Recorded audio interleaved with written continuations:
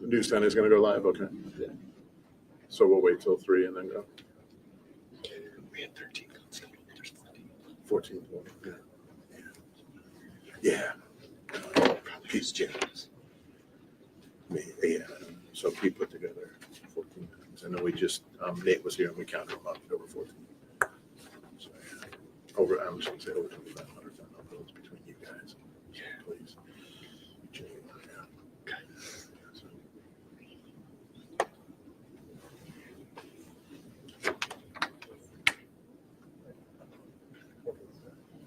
Give somebody my phone so it doesn't go off. Oh, I better check my. Yeah, check my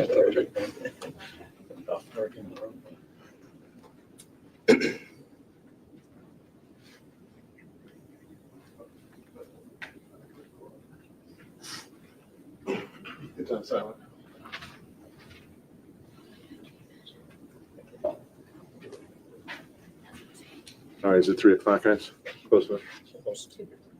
One more minute.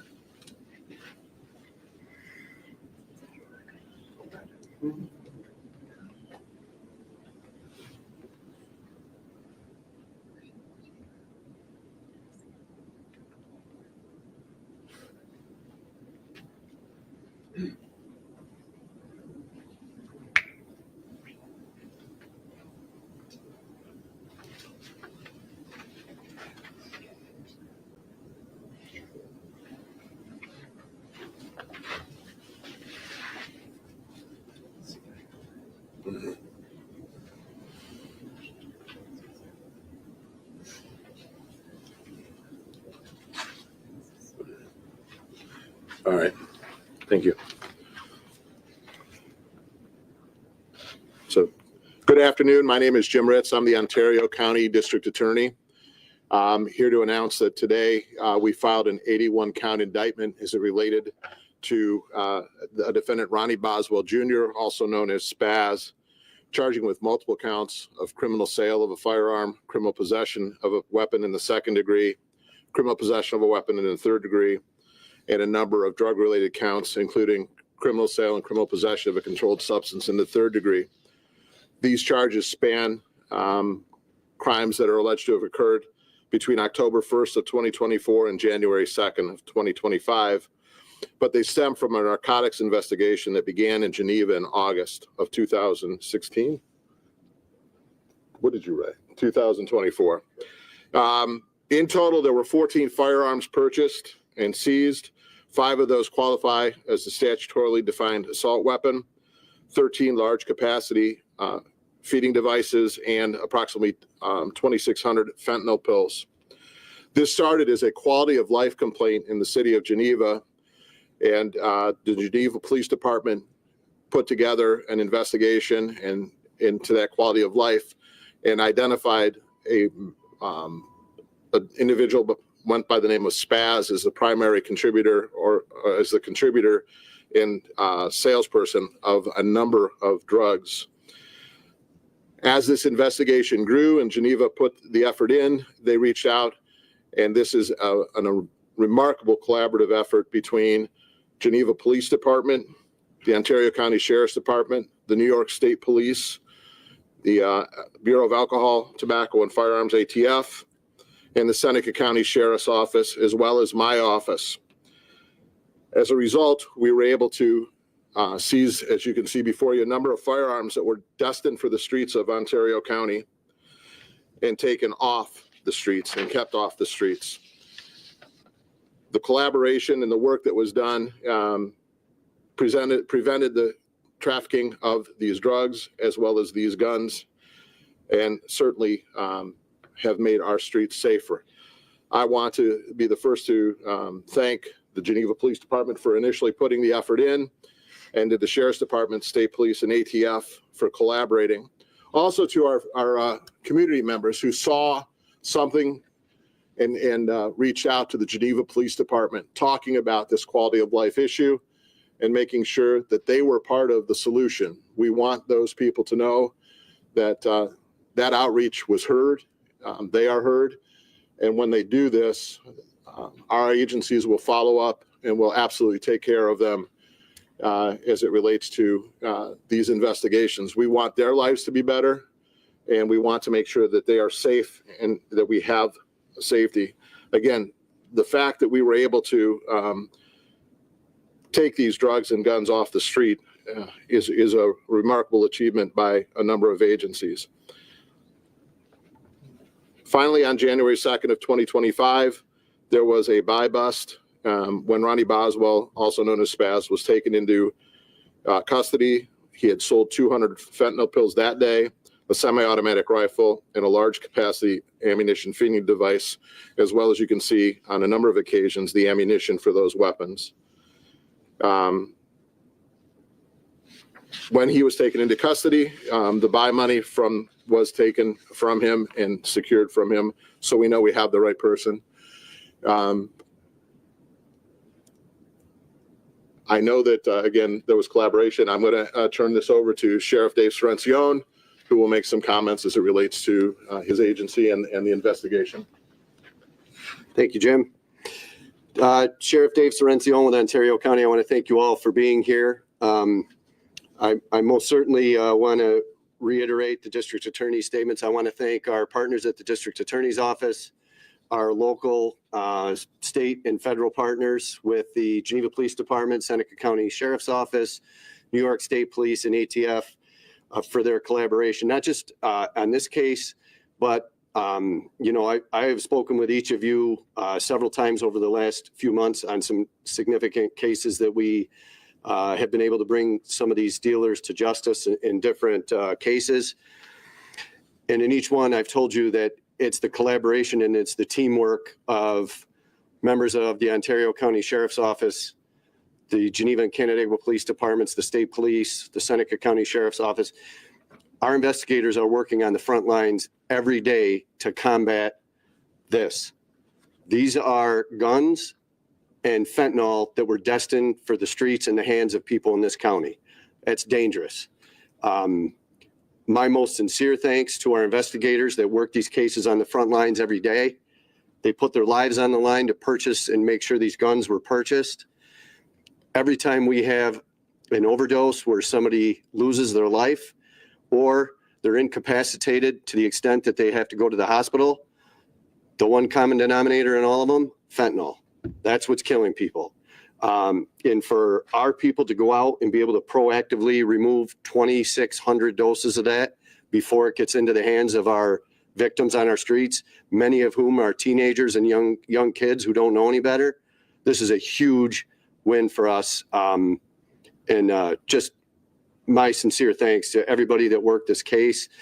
And again, as the DA mentioned, I want to say, I've said this before, we have a tip line, 396 drug. We have submit a tip on our app. These little complaints and these quality of life issues, and when people make a complaint and send us a tip, this is what can result. This is how these cases start. So please, when you see suspicious activity or you know people are, there's frequent traffic in and out of an apartment where nobody's staying very long or a residence near you. Sadly, in this county, it's not just drugs that we're dealing with that are being trafficked through here, but we're dealing, I mentioned this a couple of weeks ago in another bust, we're dealing with guns on a regular basis in Ontario County. It didn't used to be the case early in my career. Sadly, it is today. So it takes the proactivity of all of our agencies to work together and be out there to get these off the streets and out of these hands before they get into the wrong hands. So for me, thank you to our partners and our officers that worked on the front line on this case.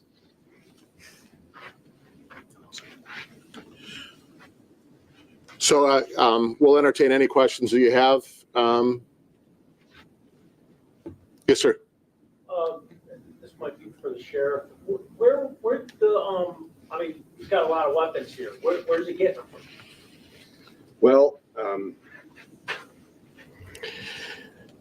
different places, and some of that is still under investigation. So members of this team are still working avenues of that.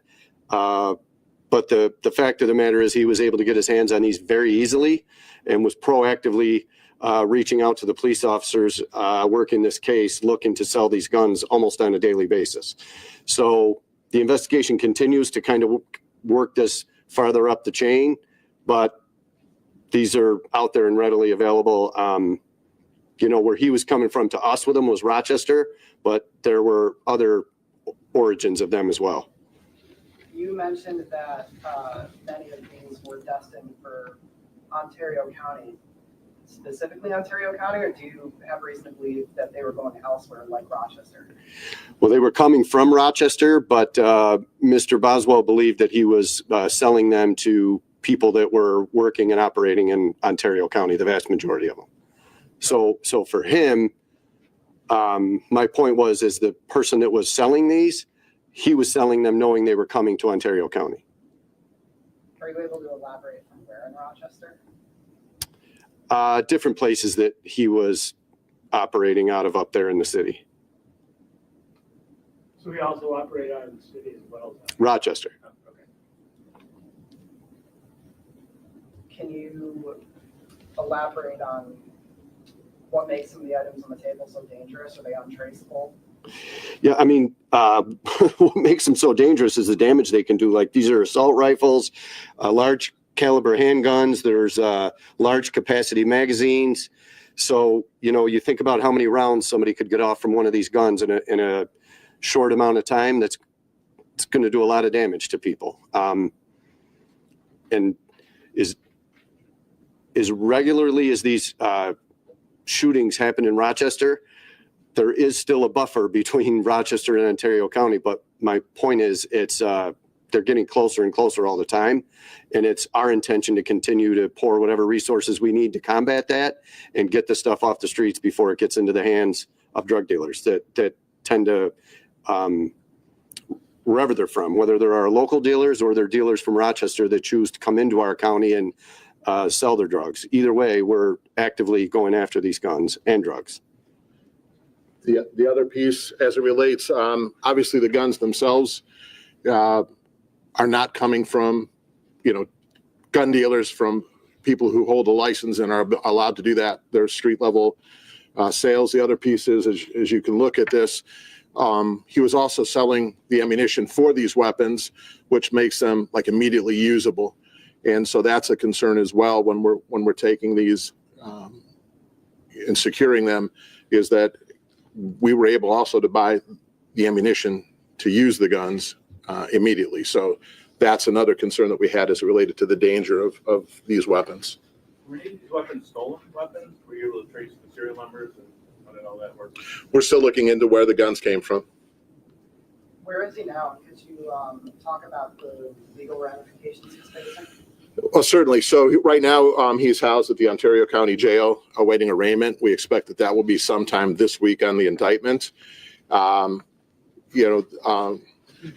are different penalties that are available depending. So for the drugs, I believe he can face up to 14 years or 15 years on some of these. On the guns, with his criminal history, he does have 2 or more prior felony convictions. He's persistent felony offender eligible on those cases, so he could face up to 25 years to life on that. Based on his convictions, I believe the guns, the minimum on some of them is 8, on some of them is 10 to 25 years if he doesn't get treated as a persistent felon. As far as illegal sales operations go, relatively, how big is this one? For us, it's not insignificant. We were able to purchase a number of guns on a number of dates. And again, that's not insignificant for us, but we're a small community. If you went back to Rochester, probably this is happening on a fairly frequent basis, but for our agencies, this is huge. Were these sales all in Geneva, or where did they take place? The sales, They were all in Ontario County. I don't believe they were all in Geneva. They were in different locations. but the officers, they would go into another county and they No. how that works. It depends. Yeah. And it depends because the definition of sale is actually the offer to sell. And so we've got to be cautious about this because we have some discovery issues that we have to provide, as well as protecting our officers, our undercovers, our confidential informants, if any. So we've got to be cautious about. This is all the Ontario County Sheriff's Office undercover people that did. No, Okay. It's all the The Geneva Police were involved, Seneca County Sheriff's Office, New York State Police, and ATF. All did some of these sales? Yes. Okay. Do you believe some of these weapons that were sold ended up being used to hurt people? Certainly, as they're testing those, there'll be comparisons made, but that's part of the ongoing investigation. It's not something we have or can offer right now. Could either of you speak to his reaction when he was finally arrested? Did he express any remorse or? We're not in a position where you can really talk about that at this point. What's the value of some of this weaponry on the streets as opposed to say legal purchase? I would say that it will depend on where you're getting them, how you're getting them, whether you're buying in bulk or buying individual weapons. So we can only tell, and we can't tell you, I mean, for a number of reasons, what we paid for each of them, but it would depend on what you were buying, where you were buying it, and how many you were buying.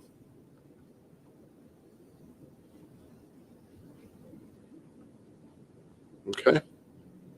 Could you speak a little bit more of the public tips that came in to, kind of that started this investigation? Is that usually Chief how Evelyn, maybe? Yeah.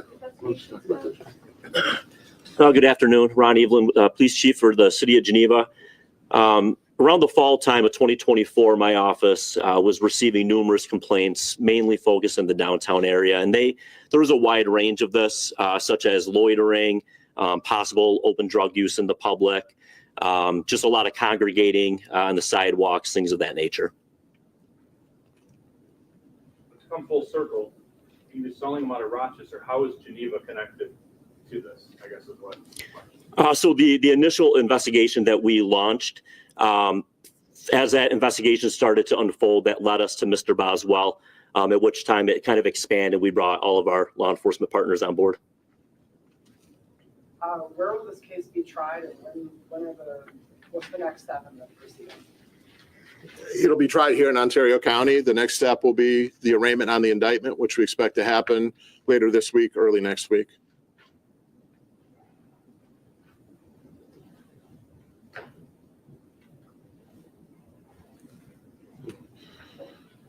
All right, thank you. Thanks, everyone. Thank you. Nice job.